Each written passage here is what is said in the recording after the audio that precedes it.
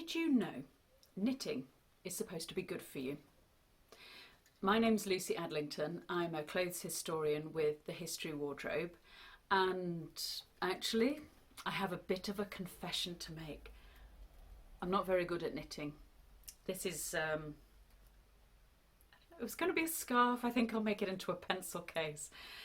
And I actually only really turned to knitting, although my mother did teach me, during a long illness, and I needed something to pass the time, something that you could actually do on the sofa.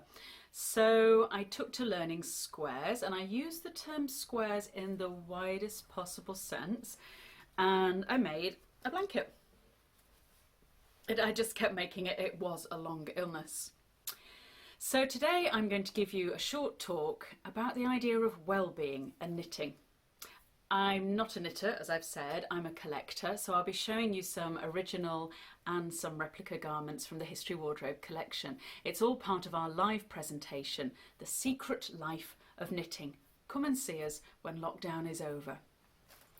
So they say that knitting calms us, and there's a lot of science behind the idea that when you get into the flow of it, you have that mindfulness, that focus, but you're also switching on your parasympathetic nervous system.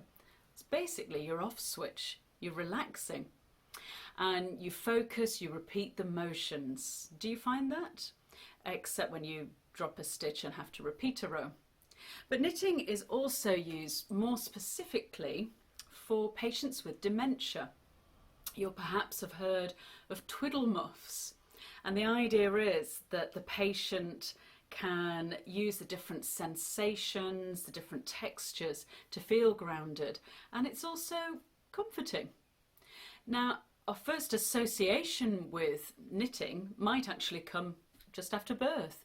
Premature babies are often given little squares. And the idea is that when they've nursed with their mother, with these squares, they're put back into incubators alone. The squares hold warmth and scent. So there's that sense of bonding, which is, of course, very calming, very comforting.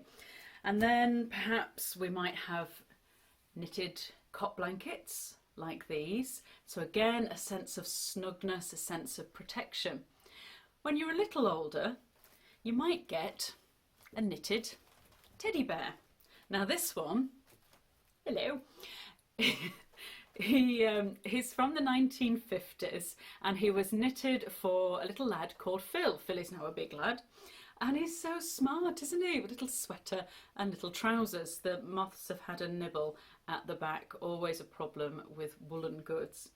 Now behind me I've got another teddy bear, and this is one of many knitted by a lady called Ivy Irene. And she knitted so many because they were to be sent to children who were refugees in war zones perhaps, or perhaps those who'd suffered in natural disasters. And the idea was to send blankets and to send gifts out. So cuddling a teddy bear would be that form of comfort.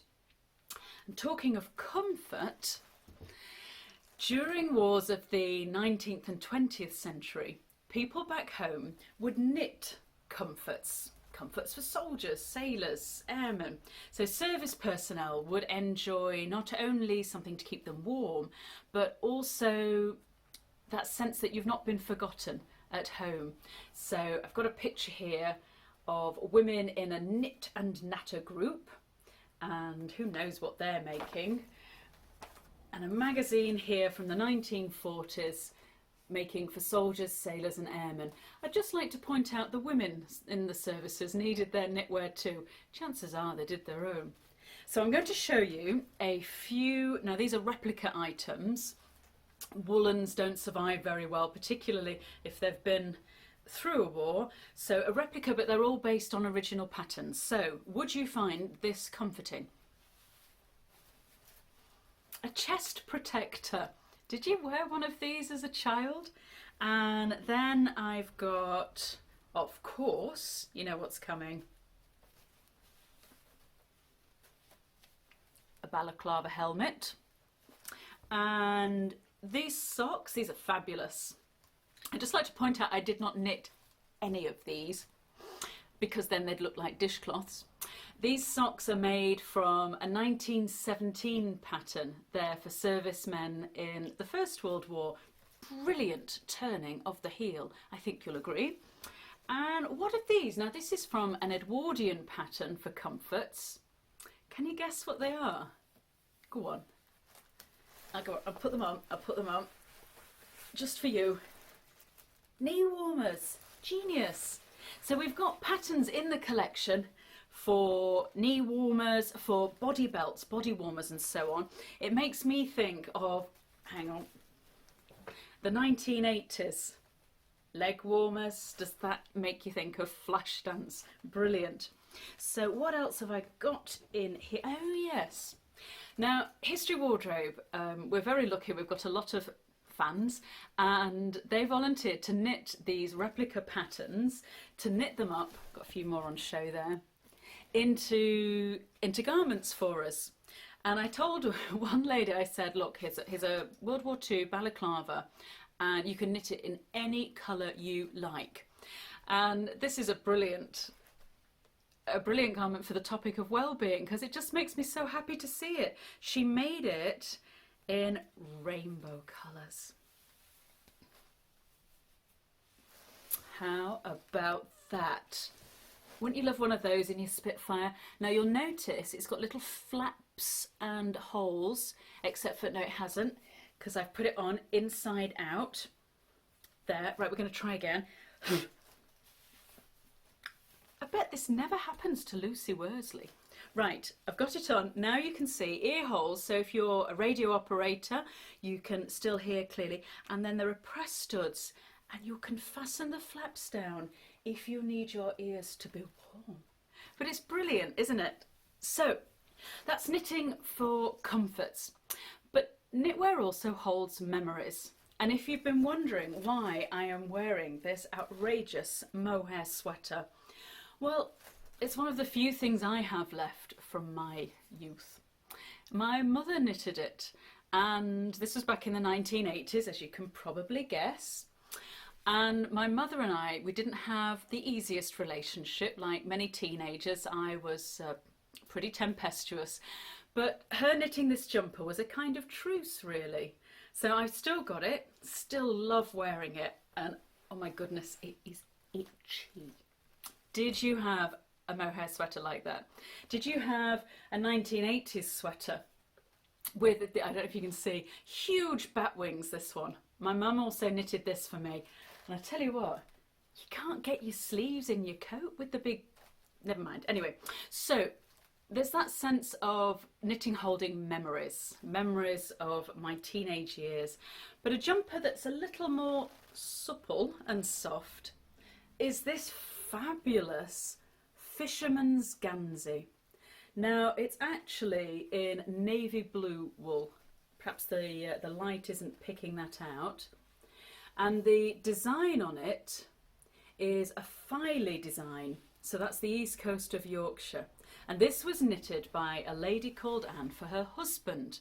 Now you'll be picturing a gnarly fisherman going out on the North Seas wrestling with wind and waves to bring the catch in. He was actually, bless him, he was a narrowboat enthusiast. But the gansey was still well loved, well appreciated and slightly unravelled in places.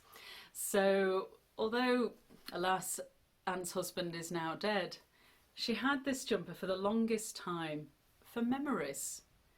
Because knitting connects us.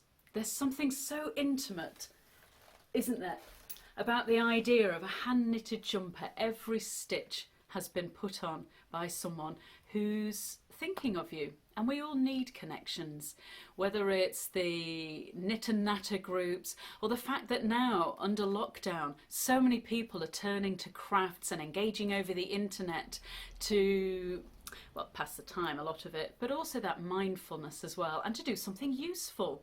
So that sense of connection brings me to this rather brilliant dress. I've got happy memories for this dress. This is a 1972 hand-knitted bridesmaid's dress. It comes from the wedding of a woman called Janet and I'm showing you her wedding photo. She knitted the bride's dress, and then there was a team working on the dresses in moss stitch, really heavy, very 1970s. It's got a hood. You can't see. Now you can. So that's a happy memory. Knitting poignantly is something that can also have bittersweet memories. And if I show you now, I've got a knitting bag from the 1960s, and this belonged to a lady called Marjorie, and Marjorie was busy working on some knitting. Rustling in here, it's in here. She was making a little matinee jacket for her first grandchild, Grace, and unfortunately while knitting, Marjorie got a diagnosis of cancer and she never lived to see Grace being born. But the love is still there, isn't it? But so poignant in the unfitted cardie.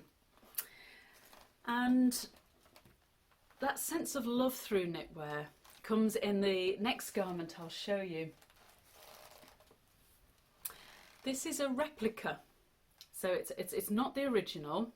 This is a replica of a 1940s sweater, and the original was knitted by a grandmother for her little granddaughter Christina.